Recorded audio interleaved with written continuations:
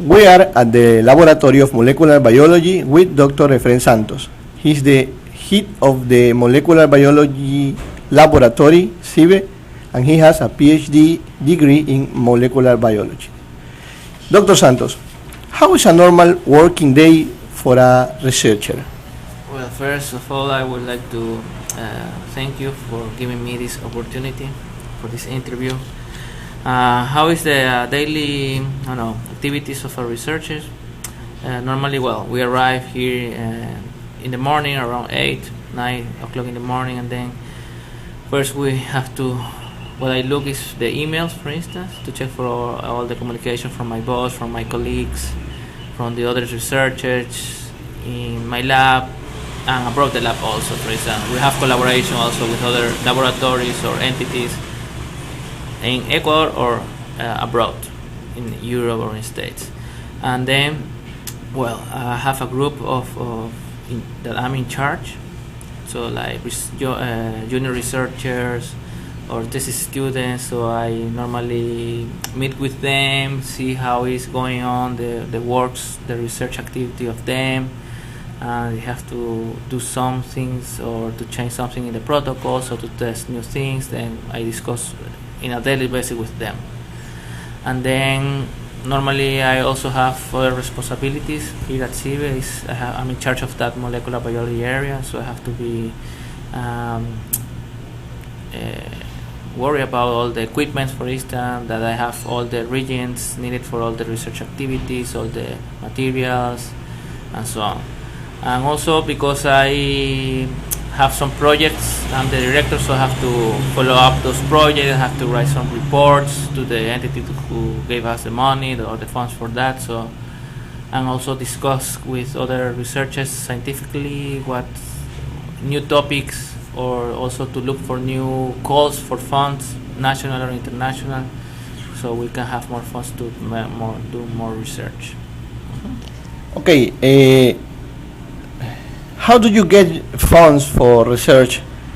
But that research that CIBE does? Yes, normally we have to look for calls, national or international calls for research. So for instance, here nationally, I think the most important was the CENESID calls, which is the Secretary for Education and Research in Ecuador.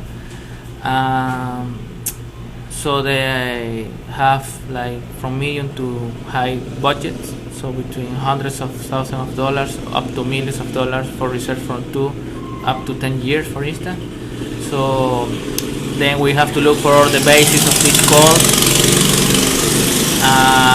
We have to fulfill all what they need. We have to look for the forms, how we have to make the project, the proposal. Normally, in all the proposals, we have to make the main title, we have to put some backgrounds, knowledge backgrounds, publication, which is the problem we want to solve, why it's important in Ecuador, for instance, all the activities in the time framework we have to put, and we have to mention all the results we're going to have. So at the end of the project, we'll have this, and that. This protocol established, this for instance, genetic modified material organism done, etc., etc. And we also have to look for other kind of budget, international. For instance, there are some calls from the United Nations or for the European Commission or from the States. They also some kind of calls they have. So we have to look for all this information, the requirements to apply for these calls, if we can apply for that, and then we do. Normally, before I apply for something, I have to discuss this with the director of CIBE. I explain her how have to be the line of research, and how we're going to do the activities and so on. So normally it's like that. Okay. What have been your biggest achievements in the field of research? Well, one of them, I don't know if it's the biggest, but I finished my PhD, so that was a great milestone for me personally.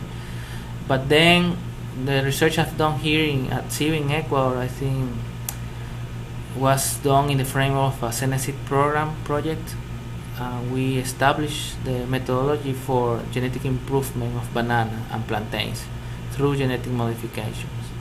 So we already have some protocol established. We also have some We have some genetic modified banana plants that are in the pipeline, ready for test for resistant to a disease, so Black Sea Toca. So I think for me that's the biggest milestone. Established all the technology here in Ecuador. So we are making big science here in our country. Do you think it's possible that in our country, here in Ecuador, can get remarkable scientific achievement? Of course, because there is the background that not too much research or results are here, so we have that kind of as an advantage.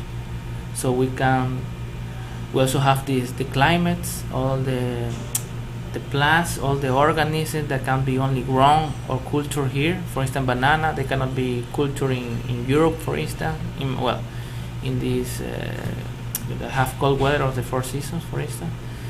Normally in Europe, they have the highest science or highest research impact or results in banana, for instance. So because we have here the field, we can make directly application of the science. Okay, so we also make basic science, because with basic science you don't see a direct application, but in the medium to long term you will see a high input to solve a specific problem. Okay, so I think we have a lot of opportunity here, because nothing too much is done, but I think we can do a lot of things. In what do you think is in the field that Ecuador should exploit more about research? Excuse me, could you repeat?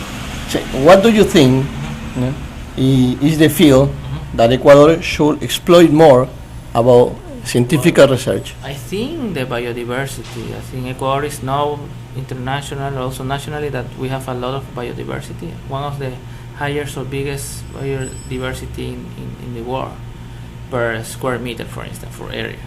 So we have to look of what we have actually. We don't know what we already have, and I don't think it's not good what happened in the past, or perhaps now also, that some other researchers from other countries or other companies come here, take our biota or our organism, and then they study this abroad, and then they produce new technology or new processes to solve any problem.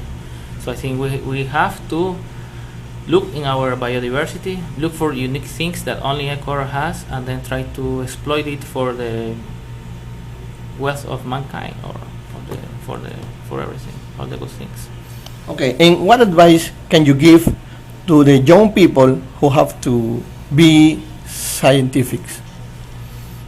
So young people who wants to be scientists, they really need to have the inner voice that they call, to say it like that, because sometimes normally a scientist works more than 8 hours a day. So you have to, if you're not in the lab, you're perhaps in the night or everywhere you are thinking, or you are researching in the internet or in the books or writing reports. So you need to have that to love what you do.